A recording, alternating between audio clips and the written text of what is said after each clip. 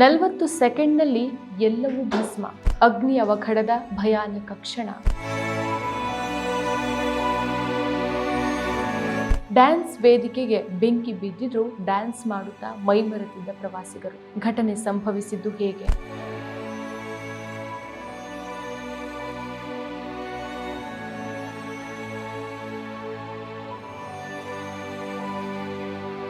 ನಾಲ್ವರ ಬಂಧನ, 3 ಅಧಿಕಾರಿಗಳ ಅಮಾನತು. ನಮಸ್ಕಾರ, ಈ ದಿನಕ್ಕೆ ಸ್ವಾಗತ. ನಾನು GM ಪವಿತ್ರ. ಉತ್ತರ ಗೋವಾದ ಅರ್ಫೋರಾದಲ್ಲಿ ನೈಟ್ ಕ್ಲಬ್ನಲ್ಲಿ ನಡೆದಂಥ ಒಂದು ಭೀಕರ ಅಗ್ನಿ ದುರಂತದಲ್ಲಿ ಸುಮಾರು 25 ಜನ ದುರ್ಮರಣವನ್ನು ಹೊಂದಿದ್ದಾರೆ. ಮಧ್ಯರಾತ್ರಿ ಅಡುಗೆ ಮನೆಯಲ್ಲಿ ಗ್ಯಾಸ್ ಸಿಲಿಂಡರ್ ಸ್ಫೋಟಿಸಿದ ಪರಿಣಾಮ ನೈಟ್ ಕ್ಲಬ್ ಹೊತ್ತಿ ಉರಿದಿದೆ. ಈ ವೇಳೆ ಹಲವರು ಸಜೀವ ದಹನವಾಗಿದ್ದರೆ ಉಳಿದವರಿಗೆ ಗಂಭೀರ ಗಾಯಗಳಾಗಿದೆ. ಗಾಯಾಳುಗಳನ್ನು ಸ್ಥಳೀಯ ಆಸ್ಪತ್ರೆಗೆ ದಾಖಲಿಸಿ ಚಿಕಿತ್ಸೆ ನೀಡಲಾಗ್ತಾ ಇದೆ. ಸ್ಫೋಟ ಸಂಭವಿಸ್ತಾ ಇದ್ದಂತೆ ದೊಡ್ಡ ಶಬ್ದ ಕೇಳಿಸ್ತು ಅಂತ ಸ್ಥಳೀಯರು ಹೇಳಿದ್ದಾರೆ. ಮನೆಗೆ ಹೋಗುವಾಗ ಸ್ಫೋಟದ ಶಬ್ದ ಕೇಳಿಸ್ತು ಮತ್ತು ನಂತರ ಆಂಬ್ಯುಲೆನ್ಸ್ಗಳು ಸ್ಥಳಕ್ಕೆ ಧಾವಿಸ್ತಾ ಇರೋದನ್ನ ಕಂಡೆವು ಅಂತ ನಿವಾಸಿಯೊಬ್ಬರು ಹೇಳಿದ್ದಾರೆ. ಇನ್ನು ಸ್ಫೋಟದ ತೀವ್ರತೆ ಎಷ್ಟು ಪ್ರಬಲವಾಗಿತ್ತು ಅಂತಂದ್ರೆ ಬೆಂಕಿಯ ಜ್ವಾಲೆಗಳು ಕೆಲವು ಸೆಕೆಂಡ್ಗಳಲ್ಲಿ ಇಡೀ ಕಟ್ಟಡವನ್ನ ಆವರಿಸಿಕೊಂಡ್ಬಿಟ್ಟಿತ್ತು. ತಪ್ಪಿಸ್ಕೊಳ್ಳೋಕೆ ಒಳಗಿರುವವರಿಗೆ ತುಂಬಾ ಕಡಿಮೆ ಸಮಯ ಇತ್ತು ಅನ್ನೋದು ಪ್ರಾಥಮಿಕ ಮಾಹಿತಿಯಿಂದ ತಿಳಿದು ಬಂದಿದೆ. ಇನ್ನು ಪೊಲೀಸರ ಪ್ರಾಥಮಿಕ ಮಾಹಿತಿಯನ್ನು ನೋಡೋದಾದ್ರೆ ಮೃತರಲ್ಲಿ 20 ಮಂದಿ ನೈಟ್ ಕ್ಲಬ್ ಸಿಬ್ಬಂದಿಗಳೇ ಇದ್ದಾರೆ. ಅವರೆಲ್ಲ ಉತ್ತರಾಖಂಡ್, ಜಾರ್ಖಂಡ್, ಅಸ್ಸಾಂ, ಪಶ್ಚಿಮ ಬಂಗಾಳ ಸೇರಿದಂತೆ ಹಲವು ರಾಜ್ಯಗಳಿಗೆ ಸೇರಿದವರು. ಇನ್ನು 4 ನೇಪಾಳದ ಪ್ರಜೆಗಳು. ಇನ್ನು ಪ್ರವಾಸಿಗರಲ್ಲಿ ದಿಲ್ಲಿಯಿಂದ ಬಂದ 4 ಸಹ ಇದ್ದಾರೆ. ಘಟನಾ ಸ್ಥಳಕ್ಕೆ ಭೇಟಿ ಕೊಟ್ಟ ಮುಖ್ಯಮಂತ್ರಿ ಪ್ರಮೋದ್ ಸಾವಂತ್ ನೈಟ್ ಕ್ಲಬ್ ಅಗ್ನಿ ಸುರಕ್ಷತಾ ನಿಯಮಗಳನ್ನೇ ಪಾಲಿಸದೆ ಕಾರ್ಯನಿರ್ವಹಿಸ್ತಾ ಇರೋದು ಈ ಗಂಭೀರ ಲೋಪಕ್ಕೆ ಕಾರಣ ಅಂತ ಹೇಳ್ತಾರೆ. ನೆಲಮಹಡಿ ಮತ್ತು ಅಡುಗೆ ಮನೆಯಲ್ಲಿ ಸಿಲುಕಿಕೊಂಡಿದ್ದವರು ತಪ್ಪಿಸ್ಕೊಳ್ಳೋಕೆ ಪ್ರಯತ್ನಿಸುವಾಗ ಉಸಿರುಗಟ್ಟಿದ ಪರಿಣಾಮ ಹೆಚ್ಚಿನ ಮೃತ್ಯು ಸಂಭವಿಸಿದೆ ಅಂತ ಹೇಳಿದ್ದಾರೆ. ಎಲ್ಲ 25 ಶವಗಳನ್ನ ಘಟನಾ ಸ್ಥಳದಿಂದ ಹೊರತೆಗೆಯಲಾಗಿದ್ದು ಬಾಂಬೋಲಿಯಂ ಸರ್ಕಾರಿ ವೈದ್ಯಕೀಯ ಕಾಲೇಜಿಗೆ ಕಳಿಸಲಾಗಿದೆ. ಇನ್ನು ಅಗ್ನಿಶಾಮಕ ಮತ್ತು ಪೊಲೀಸ್ ಸಿಬ್ಬಂದಿ ಘಟನಾ ಸ್ಥಳಕ್ಕೆ ತಕ್ಷಣವೇ ಧಾವಿಸಿ ಇಡೀ ರಾತ್ರಿ ರಕ್ಷಣಾ ಕಾರ್ಯಾಚರಣೆಯನ್ನು ನಡೆಸಿದ್ದಾರೆ.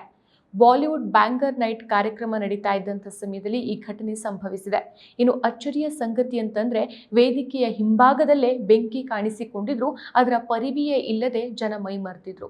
ಅಗ್ನಿ ದುರಂತ ಸಂಭವಿಸಿದಾಗ ಸುಮಾರು 100 ಪ್ರವಾಸಿಗರು ಡ್ಯಾನ್ಸ್ ಫ್ಲೋರ್ನಲ್ಲಿ ಸಂಭ್ರಮಿಸ್ತಾ ಇದ್ರು. ಕ್ಲಬ್ನ ವಿಡಿಯೋ ಒಂದರಲ್ಲಿ ಶೋಲೆ ಚಿತ್ರದ ಮೆಹಬೂಬಾ ಓ ಮೆಹಬೂಬಾ ಹಾಡಿಗೆ ನರ್ತಕಿಯೊಬ್ಬರು ಕುಣಿತಾ ಇರೋದು ಕಂಡುಬಂದಿದೆ. ಇನ್ನು ಅವರು DJ ಕನ್ಸೋಲ್ ಬಳಿ ಇದ್ದಾಗ ಇದ್ದಕ್ಕಿದ್ದಂತೆ ಕನ್ಸೋಲ್ನ ಹಿಂಭಾಗದಲ್ಲಿ ಬೆಂಕಿ ಕಾಣಿಸಿಕೊಂಡಿದೆ. ಇನ್ನು ಛಾವಣಿಯಲ್ಲಿ ಲೈಟ್ ಸಮೀಪ ಸಣ್ಣದಾಗಿ ಆರಂಭವಾದಂಥ ಬೆಂಕಿ ಬಳಿಕ ನೋಡ್ತಾ ಇದ್ದಂತೆ ಕೆಲವೇ ಕ್ಷಣಗಳಲ್ಲಿ ಇಡೀ ಕಟ್ಟಡವನ್ನು ಈ ಬೆಂಕಿ ಆವರಿಸಿಕೊಳ್ಳುತ್ತೆ. ಕೇವಲ 40 ಸೆಕೆಂಡ್ನಲ್ಲಿ ಬೆಂಕಿ ಇಡೀ ವೇದಿಕೆಗೆ ವ್ಯಾಪಿಸುತ್ತೆ. ನೋಡ್ತಾ ಇದ್ದಂತೆ ವೇದಿಕೆ ಮೇಲಿದ್ದಂಥ ಎಲ್ಲ ವಸ್ತುಗಳು ಸುಟ್ಟು ಭಸ್ಮವಾಗಿಬಿಡುತ್ತೆ. ಇನ್ನು ಬೆಂಕಿ ಹೊತ್ತಿಕೊಂಡ ಆರಂಭದಲ್ಲಿ ಜನರಿಗೆ ಅಪಾಯದ ಅರಿವೇ ಆಗಿರಲಿಲ್ಲ. ಒಬ್ಬರು ನರ್ತಕಿಗೆ ಹೊಗಳಿಕೆ ರೂಪದಲ್ಲಿ ಆಗ್ಲಗಾದಿಯ ಆಪ್ನೆ ಅಂದ್ರೆ ನೀವೇ ಬೆಂಕಿ ಹಚ್ಚಿದಿರಿ ಅಂತ ಹೇಳೋದು ಸಹ ಕೇಳಿಸುತ್ತೆ. ಬೆಂಕಿ ಕಾಣಿಸ್ಕೊಳ್ತಾ ಇದ್ದಂತೆ ಕ್ಲಬ್ನ 2 ಸಿಬ್ಬಂದಿ ಕನ್ಸೋಲ್ ಕಡೆಗೆ ಧಾವಿಸಿ ಬೆಂಕಿಯ ಕೆಳಗಿದ್ದಂಥ ಲ್ಯಾಪ್ಟಾಪ್ ಅನ್ನ ತೆಗೆದಿದ್ದಾರೆ. ಇನ್ನು ಬೆಂಕಿ ವೇಗವಾಗಿ ಹರಡ್ತಾ ಇದ್ದಂತೆ ಸಂಗೀತಗಾರರು ತಮ್ಮ ವಾದ್ಯಗಳನ್ನು ಬಿಟ್ಟು ಸುರಕ್ಷಿತ ಸ್ಥಳಕ್ಕೆ ತೆರಳಿದ್ದಾರೆ. ಕ್ಷಣಾರ್ಧದಲ್ಲಿ ನರ್ತಕಿ, ಸಿಬ್ಬಂದಿ ಮತ್ತು ಜನಸಮೂಹ ಹೊರಗೆ ಓಡೋಕ್ ಶುರು ಮಾಡಿದ್ದಾರೆ. ಬೆಂಕಿ ಛಾವಣಿಯ ಮೂಲಕ ತ್ವರಿತವಾಗಿ ವ್ಯಾಪಿಸಿದೆ.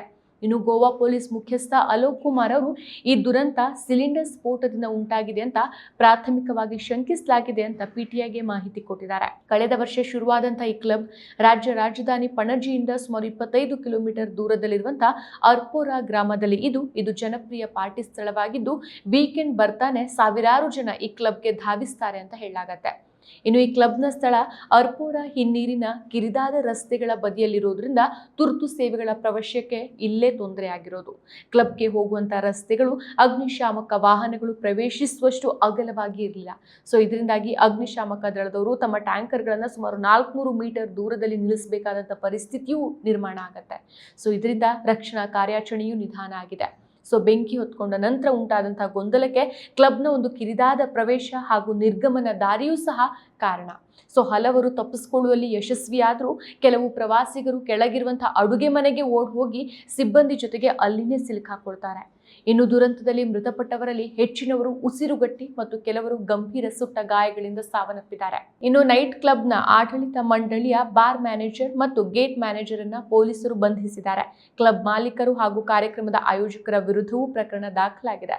ಇದೇ ವೇಳೆ 2023ರಲ್ಲಿ ಸುರಕ್ಷತಾ ಲೋಪಗಳಿದ್ರೂ ಸಹ ನೈಟ್ ಕ್ಲಬ್ನ ಕಾರ್ಯಾಚರಣೆಗೆ ಅನುಮತಿ ನೀಡಿದ ಕಾರಣಕ್ಕೆ ಗೋವಾ ಸರ್ಕಾರ 3 ಹಿರಿಯ ಅಧಿಕಾರಿಗಳನ್ನ ಅಮಾನತು ಮಾಡಿದೆ. ದಕ್ಷಿಣ ಗೋವಾ ಕಲೆಕ್ಟರ್ನ ಮುಖ್ಯಸ್ಥರನ್ನಾಗಿ ಅಗ್ನಿಶಾಮಕ ಮತ್ತು ತುರ್ತು ಸೇವೆಗಳ ಉಪನಿರ್ದೇಶಕರು ಹಾಗೂ ವಿಧಿವಿಜ್ಞಾನ ಪ್ರಯೋಗಾಲಯ ನಿರ್ದೇಶಕರನ್ನ ಒಳಗೊಂಡ ತನಿಖಾ ಸಮಿತಿಯನ್ನು ರಚಿಸಲಾಗಿದ್ದು 1 ವಾರದಲ್ಲಿ ವರದಿಯನ್ನು ಸಲ್ಲಿಸೋಕೆ ಸೂಚಿಸಲಾಗಿದೆ. ಇನ್ನು ಈ ಅಗ್ನಿ ದುರಂತದಲ್ಲಿ ಬೆಂಗಳೂರಿನ ಥಣಿಸಂದ್ರದ ನಿವಾಸಿ ಇಶಾಕ್ ಮೃತಪಟ್ಟಿದ್ದಾರೆ. ಶುಕ್ರವಾರ ಮಧ್ಯಾಹ್ನ 5 ಸ್ನೇಹಿತರ ಜೊತೆಗೆ ಗೋವಾಗೆ ತೆರಳಿದ್ದ ಇಶಾಕ್ ಬೆಂಕಿಯ ರೌದ್ರ ನರ್ತನದಲ್ಲಿ ಬೆಂದು ಹೋಗಿದ್ದಾರೆ. ಈತ ಮನೆಮಗನನ್ನ ಕಳೆದುಕೊಂಡ ಇಶಾಕ್ನ ಪೋಷಕರ ಆಕ್ರಂದನ ಮುಗಿಲು ಮುಟ್ಟಿದೆ. ಸ್ನೇಹಿತರ ಜೊತೆಗೆ ಟ್ರಿಪ್ಗೆ ಹೋಗಿದ್ದಂತ ಇಶಾಕ್ ಉತ್ತರ ಗೋವಾದ ಅರ್ಪುರಾ ಪ್ರದೇಶದಲ್ಲಿದ್ದ ನೈಟ್ ಕ್ಲಬ್ಗೆ ತೆರಳಿದ್ರು. ಈ ವೇಳೆ ನೈಟ್ ಕ್ಲಬ್ನಲ್ಲಿ ಬೆಂಕಿ ಕಾಣಿಸಿಕೊಂಡು ಹೊತ್ತಿ ಉರಿದಿದೆ. ಬೆಂಕಿ ಕಾಣಿಸಿಕೊಂಡಂತ ಸಮಯದಲ್ಲಿ ಇಶಾಕ್ ಮತ್ತು ಆತನ ಸ್ನೇಹಿತರು ಹೊರ ಬಂದಿದ್ರು. ಆದ್ರೆ ಟೇಬಲ್ ಮೇಲೆ ಮೊಬೈಲ್ ಬಿಟ್ಟು ಬಂದಿದ್ದಂತ ಇಶಾಕ್ ಮೊಬೈಲ್ ತರೋಕೆ ಮತ್ತೆ ನೈಟ್ ಕ್ಲಬ್ ಒಳಗೆ ಹೋಗಿದ್ದಾನೆ. ಇದೇ ವೇಳೆ ಬೆಂಕಿಯ ಕೆನ್ನಾಲಿಗೆಗೆ ಸಿಲುಕಿ ಸಾವನ್ನಪ್ಪಿದ್ದಾರೆ. ಸೊ ನೈಟ್ ಕ್ಲಬ್ ಮಾಲೀಕರೇ ಈ ದುರಂತದ ಮುಖ್ಯ ಹೊಣೆಗಾರರು. ಅವ್ರು ದುಡ್ಡು ಮಾಡ್ಕೊಳ್ಬೇಕು ಅನ್ನೋ ದುರಾಸೆಯಿಂದ ಸುರಕ್ಷತೆಯ ಬಗ್ಗೆ ಯೋಚನೆನೇ ಮಾಡಿಲ್ಲ. ಬೇಕಾಬಿಟ್ಟಿ ಪಬ್ಗಳನ್ನು ನಡೆಸಿ ಲಾಭದ ಹೆಸರಲ್ಲಿ ನಿಯಮಗಳನ್ನು ಮೀರಿ ಹೋಗಿ ಜನರ ಪ್ರಾಣಕ್ಕೆ ಈಗ ಕುತ್ತು ತಂದಿದ್ದಾರೆ. ಇಂಥ ಸ್ಥಳಗಳು ಯುವ ಜನತೆಗೆ ಮನರಂಜನೆ ನೀಡೋದಕ್ಕಿಂತ ಹೆಚ್ಚಾಗಿ ಅವರ ಜೀವವನ್ನು ಕಸಿದುಕೊಳ್ಳುವಂಥ ಅಪಾಯದ ಸ್ಥಳಗಳಾಗಿದೆ. ಇಂಥ ಬಂಡವಾಳ ಶಾಹಿಗಳಿಗೆ ಧಿಕ್ಕಾರ. ಮತ್ತಷ್ಟು ವಿಶೇಷ ವಿಡಿಯೋಗಳನ್ನು ನೋಡಲು ಮತ್ತು ಹೊಸ ವಿಡಿಯೋಗಳ ಬಗ್ಗೆ ತಿಳಿಯಲು ಈ ದಿನ .com ಯೂಟ್ಯೂಬ್ ಚಾನೆಲ್ ಸಬ್ಸ್ಕ್ರೈಬ್ ಮಾಡಿ ಮತ್ತು ಬೆಲ್ ಐಕಾನ್ ಕ್ಲಿಕ್ ಮಾಡಿ.